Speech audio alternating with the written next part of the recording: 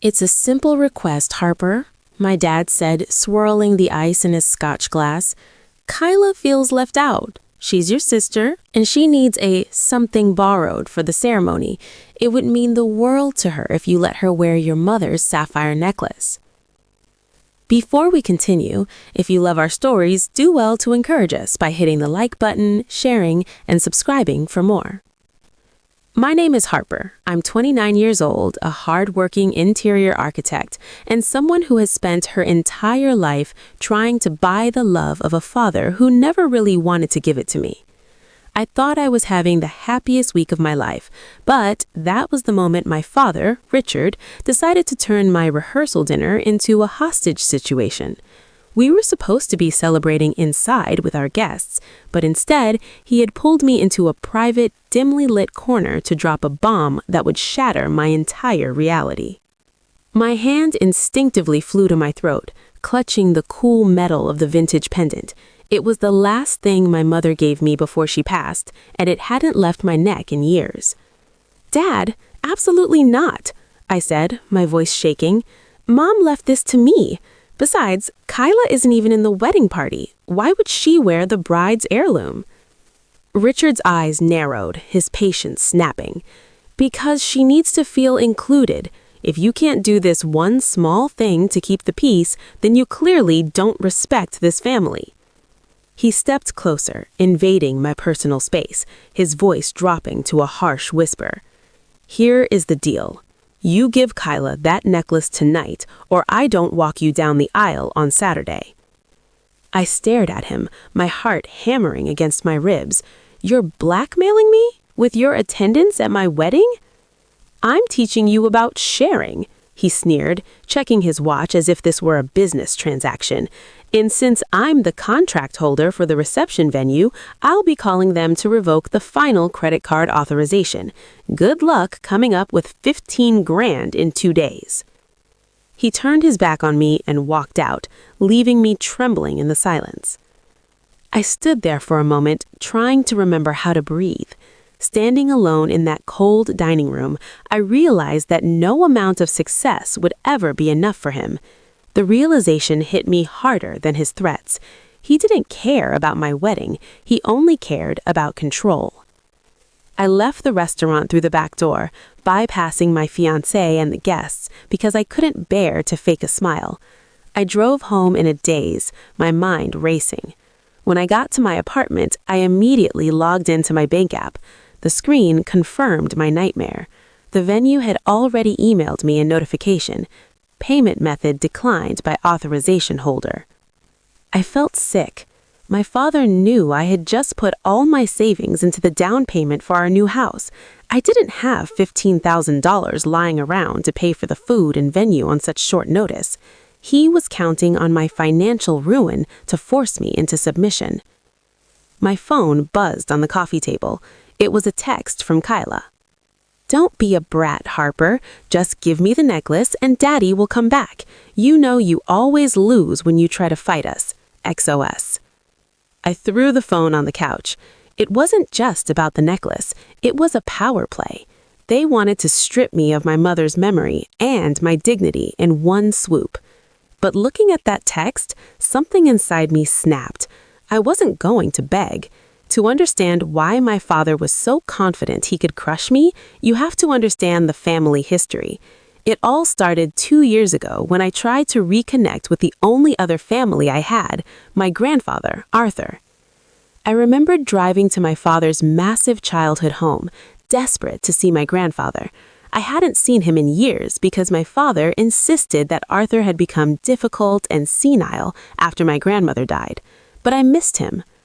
When I arrived at the front door that day, my stepmother, Brenda, blocked my path.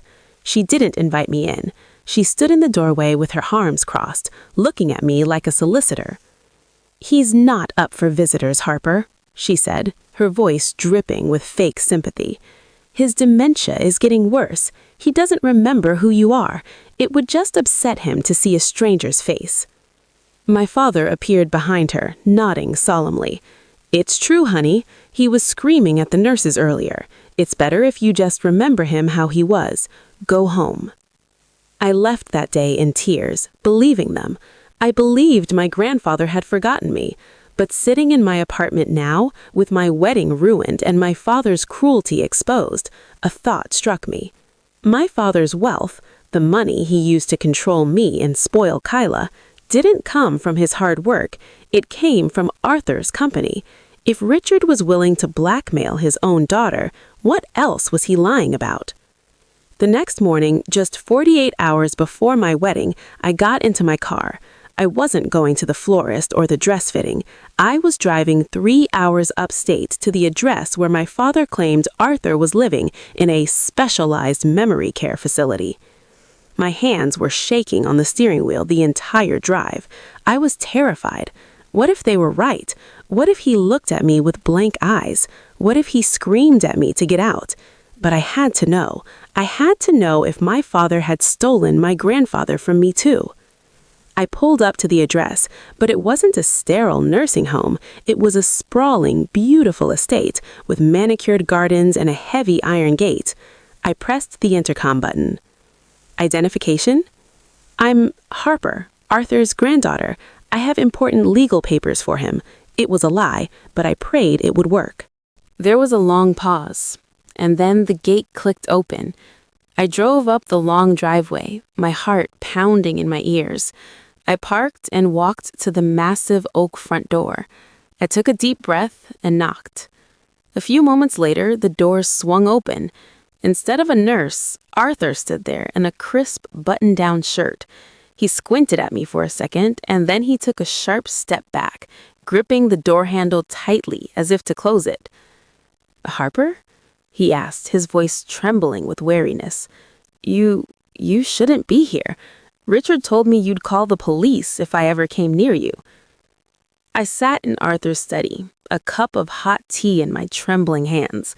The room smelled of old paper and tobacco, a scent that instantly brought back childhood memories. We had spent the last hour comparing stories, and the picture that was forming was monstrous. "The police?" I asked, my voice shaking. "I never. Grandpa, I tried to visit you for 2 years. He told me you had severe dementia. He said you didn't remember my name. Brenda wouldn't even let me in the door." Arthur's grip on his chair tightened until his knuckles turned white. "He told me you hated me. He said you blamed me for your mother's death and that you had filed a restraining order against me. That's why I never called." "He's been keeping us apart so he could control the narrative and the money," I realized, tears streaming down my face. "And there's more. He's not coming to the wedding. He revoked the funding for the catering yesterday because I refused to give Mom's sapphire necklace to Kyla." The silence in the room was deafening. Arthur slowly stood up. The warmth in his eyes was replaced with a cold, terrifying steeliness I'd never seen before. "He tried to take your mother's necklace?" Arthur asked, his voice dangerously quiet. "He tried to leverage my wife's jewelry to humiliate you?" He walked over to his desk. "Harper, dry your eyes. We have work to do." Arthur was pacing the floor in his study, his face red with anger. "I'm going to call him right now," he growled, reaching for his cell phone. "I'm going to tell him exactly what I think of a father who blackmails his own daughter." "No," I said, jumping up to stop him. I grabbed his hand gently. "Grandpa, please, if you call now, he'll just spin another lie. He'll say I misunderstood, or he'll play the victim like he always does. We need to catch him in his true colors. We need everyone to see who he really is." Arthur paused, looking into my eyes. He saw the determination there. He slowly lowered the phone. "You want to trap him," he realized. "I want justice," I corrected. "He thinks I'm helpless without his money. He thinks I'm going to crawl back." "All right." Arthur nodded slowly, a plan forming in his eyes. "All right, I will remain hidden until the ceremony begins. Let him think he has won." He pulled out his phone. "Give me the venue manager's direct number," Arthur ordered, his voice calm but commanding. "I'm not risking a credit card decline or a hold. I'm having my private banker wire the funds directly to their corporate account immediately. Let's make sure this wedding is absolutely perfect. Richard isn't going to know what hit him. I waited until I was back in my car to make the call. I needed to sound convincing. I took a deep breath, channeled all my years of disappointment, and dialed my father's number. He answered on the second ring. Well, look who finally decided to call. Did you bring the necklace to Kyla yet? Dad, I said, making my voice tremble slightly, acting defeated. Are you sure about this? Are you really not going to come to my wedding over a piece of jewelry? Don't put this on me, Harper, he said, his tone dripping with arrogance. This is your choice. You're being selfish. Just drop the necklace off at the house and I'll be there in my tux on Saturday. It's that simple. I can't do that, Dad, I said quietly. It's Mom's. Then you've made your decision, he snapped coldly. Have a nice life, Harper. Don't expect a dime from me. The line went dead. He hung up on me. He truly believed he had won. He thought I was sitting in my car, crying, broken and alone. I lowered the phone and looked at the screen. You too, Dad, I whispered to the silence. You have no idea what you just started.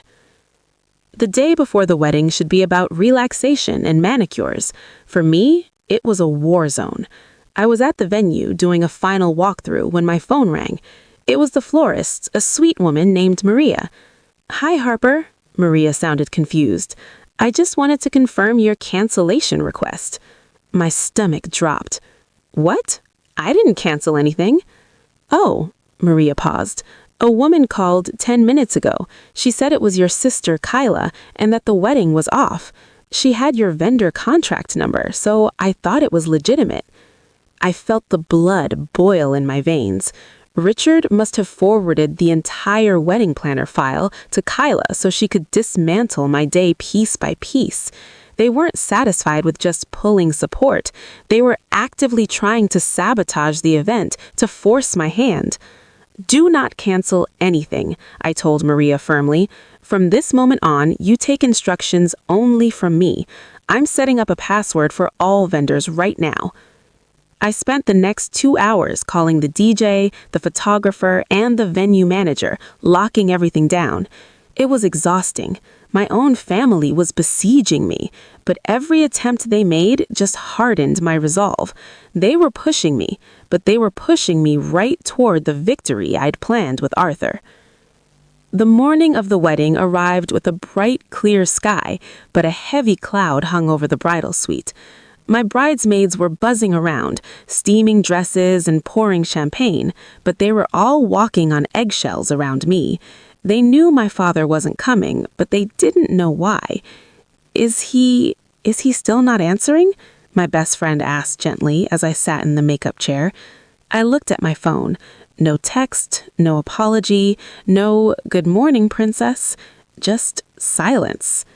He made his choice, I said, keeping my face neutral so I wouldn't ruin the makeup artist's work.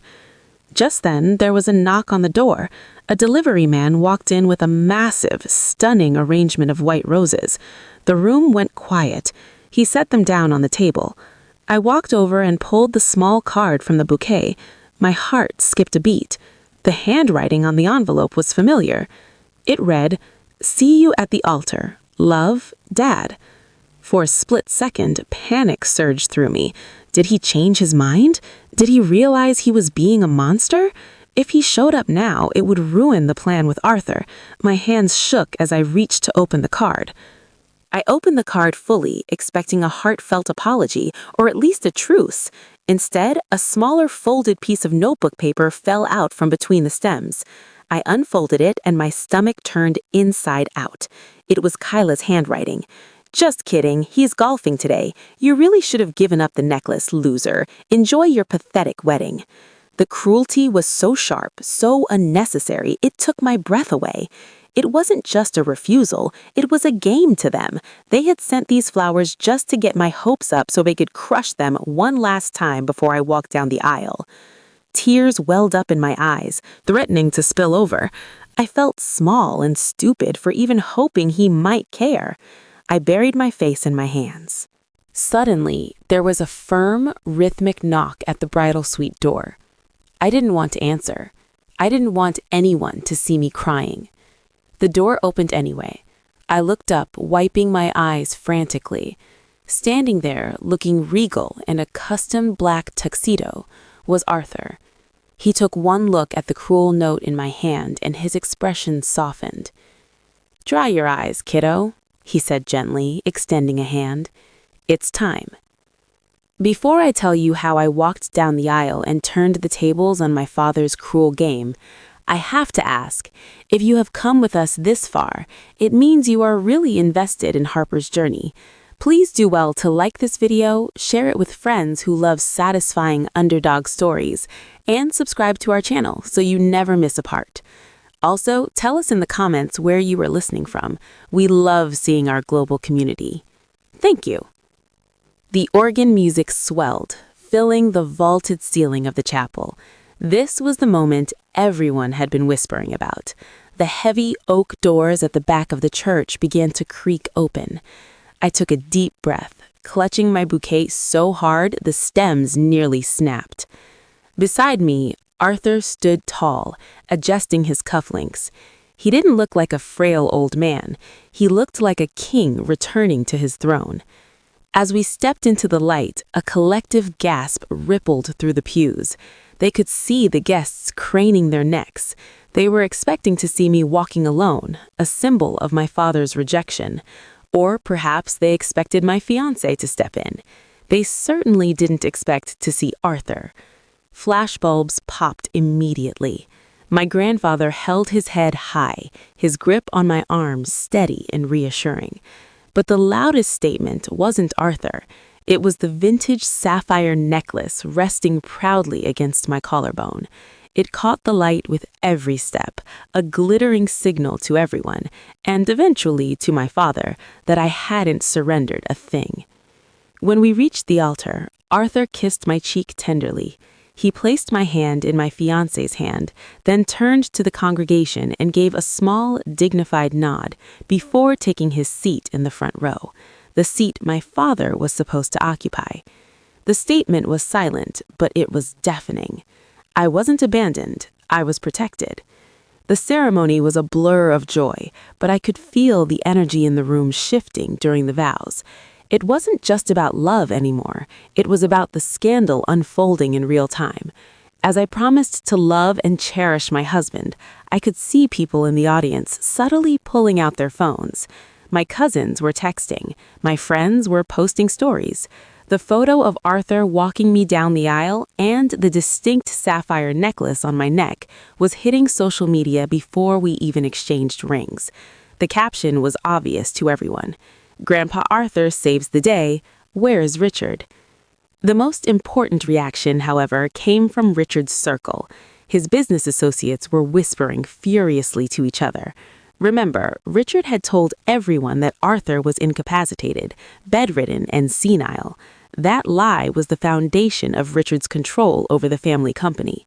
Now, here was Arthur, sitting in the front row, looking sharper than any of them. The murmurs grew louder. By the time the priest pronounced us husband and wife, the news had traveled out of the church and onto the digital networks. My phone was tucked away, but I knew exactly what was happening. We had lit a fuse, and the explosion was racing towards the golf course where my father was laughing, thinking he had destroyed me. While I was walking back down the aisle as a married woman, my father was 3 towns away, lining up a putt on the 9th green. I wasn't there to see it, obviously, but one of his golf buddies, Mr. Henderson, later told me exactly how it went down. Richard was having a great day, bragging about how he had disciplined his ungrateful daughter. Then his phone buzzed in the golf cart. Then it buzzed again, and again. Within seconds, it was vibrating continuously. Irritated, he picked it up, expecting work emails.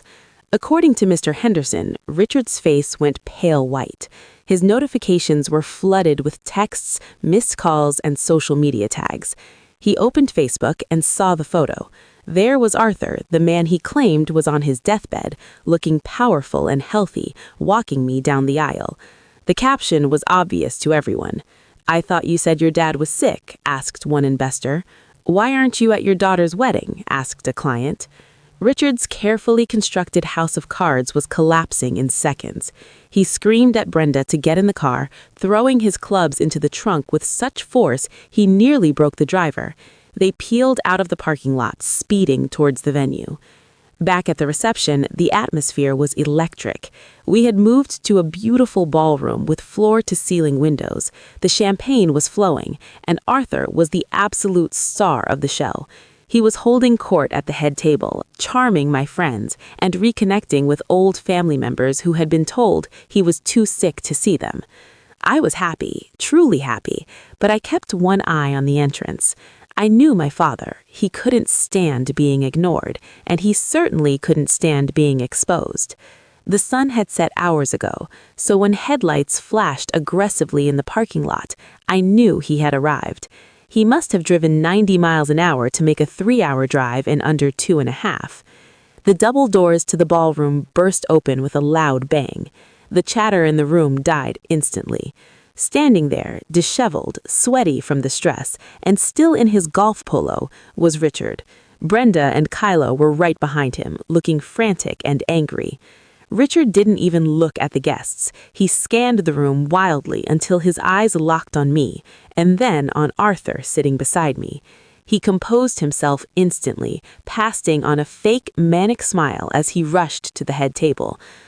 "Harper, honey!" he shouted, his voice cracking. He opened his arms wide as if he hadn't blackmailed me 2 days ago. "Oh, thank God I made it. There was a terrible mix-up with the traffic. I've been trying to get here for hours." He was trying to gaslight an entire room of 200 people. He reached out to hug me, his sweat dripping onto the tablecloth. I stood up and took a sharp step back, recoiling from his touch. The DJ killed the music. The silence was heavy and suffocating. Richard froze, his arms still open, looking like a fool. "Traffic?" I asked, my voice ringing clear in the silent hall. "Kyla sent me a note saying you were golfing."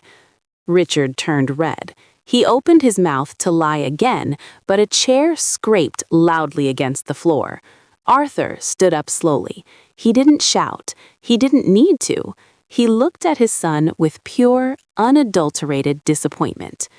"Sit down, Richard," Arthur commanded, his voice deep and authoritative. "You are making a scene." Richard blinked rapidly, realizing he was losing control of the narrative. He decided to pivot. He let out a nervous chuckle and turned to Arthur, trying to play the role of the concerned son. "Dad, you're well. This is a miracle. I didn't want to worry Harper with the details of your condition, that's all. I was protecting her." He reached out to pat Arthur on the shoulder, but Arthur didn't flinch. He simply held the wireless microphone, which was still live, up to his lips. His voice boomed through the speakers, crisp and clear for every single guest to hear. "My condition?" Arthur asked, his tone dripping with ice. "You mean the lies you told to keep me away from my granddaughter?" "You told me she filed a restraining order against me. You told her I was senile. And why?" "So you could siphon off her trust fund by abusing your access to my accounts." The room collectively gasped. A pin could have dropped and sounded like a cannon. Kyla tried to shrink behind Brenda, her face pale. Brenda looked like she was about to faint. Richard froze, his hand suspended in the air. The secret was out. He wasn't just an absentee father. He was a thief. Richard's face twisted from fake concern to pure, unadulterated rage. The mask slipped completely. He stepped closer to Arthur, with his fists clenched. "You can't talk to me like that here. I don't care if you're feeling better. I run the company now. I am the acting CEO." Arthur didn't even blink. He reached into the inner pocket of his tuxedo jacket and pulled out a thick, legal-sized envelope. "Actually," Arthur said, smoothing the paper out on the tablecloth, "I had my lawyers draft this yesterday morning." Arthur held the document up. You were acting as CEO only because I granted you power of attorney due to your alleged incapacity. Since I am standing here, clearly capable, I'm formally revoking that power effective immediately. You don't have the authority to sign a single check. He thrust the papers into Richard's chest. And as the majority shareholder, I'm calling an emergency board meeting on Monday to discuss your embezzlement. You're done, Richard. Richard stared at the papers, his mouth opening and closing like a fish. He had walked in here thinking he could smooth things over with a hug and a smile. Instead, he had just lost his job, his status, and his power. The reality hit them like a freight train. Brenda let out a piercing scream. "You can't do this! We have bills! We have a lifestyle!" Kyla started crying, stomping her foot like a toddler.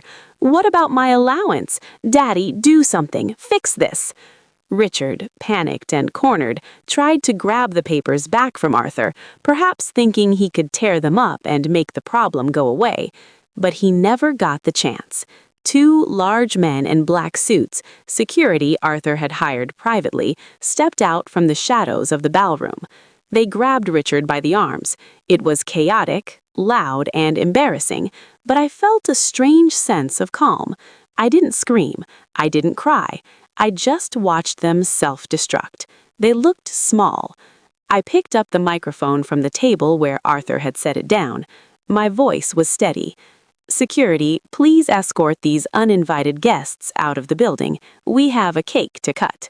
The guests erupted in applause. It wasn't polite clapping, it was cheering. They were cheering for justice. I needed a moment to breathe, so I stepped out onto the balcony overlooking the parking lot while the staff served the cake. Below me, in the gravel lot, the heavy doors of the venue had been locked behind my family. They were completely alone.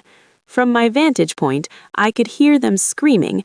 Richard's phone started ringing again, likely business partners canceling deals. He threw the phone against the car door. "This is your fault," Richard screamed, turning on Brenda. "If you hadn't pushed for that stupid necklace, none of this would have happened. I told you it was a bad idea." "My fault?" Brenda shrieked back, her voice echoing in the night air. "You were the one who said she was weak. You said she would cave." Kyla was sitting on the hood of the car, sobbing, but they ignored her. I watched them for a second longer, finger-pointing and blaming each other, before I turned my back on them. I walked back inside, to the warmth, the music, and the people who actually loved me. 2 weeks later, I was sitting on a balcony overlooking the ocean, enjoying my honeymoon. My phone buzzed. It was a call from Arthur. "How is paradise?" he asked, sounding cheerful. "It's perfect, Grandpa," I smiled. "How is the cleanup going?" "Better than expected," Arthur said. "The board voted unanimously. We are suing Richard for the stolen funds. He's putting his house on the market to cover the legal fees. And, Harper, I filed the paperwork. You are now the new trustee of the family estate. The legacy is yours."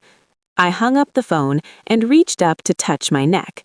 The sapphire necklace glinted in the sunlight. I hadn't just kept the heirloom, I had reclaimed my entire family history. My father had tried to use my love for my mother against me, but instead, it became the shield that protected me. I smiled, took a sip of my drink, and threw my phone into my beach bag. The best revenge wasn't screaming or fighting, it was living well, being happy, and winning the right way. This story isn't just about a wedding drama or a greedy father. It is a powerful reminder that integrity always outlasts manipulation. Richard believed that money and power gave him the right to control others. He thought Harper's silence was weakness, and that Arthur's age made him irrelevant. He judged them based on what he could take from them, rather than who they were. The lesson: never mistake kindness for weakness. Just because someone tries to keep the peace doesn't mean they won't defend themselves when crossed. True power doesn't come from bullying people into submission. It comes from loyalty, truth, and standing up for what is right. Arrogance blinds you to the strength of others, and eventually, the truth always walks through the door. Thank you so much for following Harper's journey from the blackmailed daughter to the head of her family's legacy. It was an emotional ride of vindication, and we hope you felt every moment of her triumph. If you enjoyed this story and love hearing about underdogs who prove everyone wrong, please smash that like button, subscribe to the channel, and turn on notifications so you never miss a new episode. Tell us in the comments, do you think Harper should forgive her father eventually, or should she cut him off forever? Type Team Harper if you think she should keep living her best life without him. See you in the next story.